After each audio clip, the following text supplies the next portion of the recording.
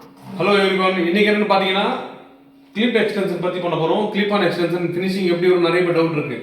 அதாவது எவ்வளோ தூக்கிட்டு இருக்குமா, எப்படி பண்ணணும், என்ன ஹைட்டில் வைக்கணும், நிறைய டவுட் இருக்கும். பாண்டிங் பண்ணியிருக்கோம். இந்த மாதிரி ஃப்ரண்ட் மட்டும் கிளிப் மட்டும் தான். இந்த மாதிரி ஹேர் மேலே உள்ள ஹேர் நம்ம ரிமூவ் பண்ண வேண்டிய அவசியம் இல்லை. இப்போ சில பேர் பாண்டிங் எடுக்கிறாங்க இல்லையா, அந்த மாதிரி எடுக்க வேண்டாம். ஜஸ்ட் இந்த டேப் போட்டால் போட போதும். டபுள் சைட் டேப் போட்டுட்டு இங்கே பாருங்கள். பேக் சார் ஜஸ்ட் அவ்வளோதான். லாக் பண்ணுறோம். இங்கே இது திக்க வரைக்கும் இது இந்த மாதிரி ஜஸ்ட் கிளிப் லாக் பண்ணுறீங்க, பேக் லாக் பண்ணுறீங்க. அப்படி கொஞ்சம் ஜஸ்ட் அவ்வளோதான். இந்த மாதிரி நீங்கள் நல்லா இருக்கு சார். இப்போது இந்த ஃபினிஷிங் தான், அவ்வளோதான். Just very simple. இந்த மாதிரி கிளிப் எக்ஸ்டென்ஷன் லைக் பண்ணுறவங்க கண்டிப்பாக கான்டாக்ட் பண்ணுங்கள். இப்போ இந்த ரியல் ஹேர் ஒரு ஹேர் பார்த்தீங்கன்னா கம்ப்ளீட்டாக மெர்ஜ் ஆகிடும், ஜாயிண்ட் ஆகிடும். பேக் பொசிஷன் பார்த்தீங்கன்னா ஃபுல் அண்ட் ஃபுல் மெர்ஜ் ஆகிடும், ஜாயிண்ட் ஆகிடும்.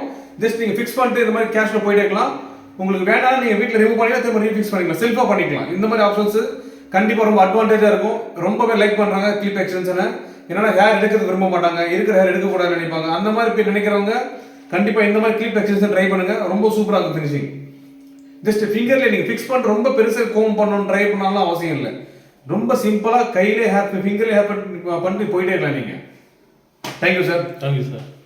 பஸ்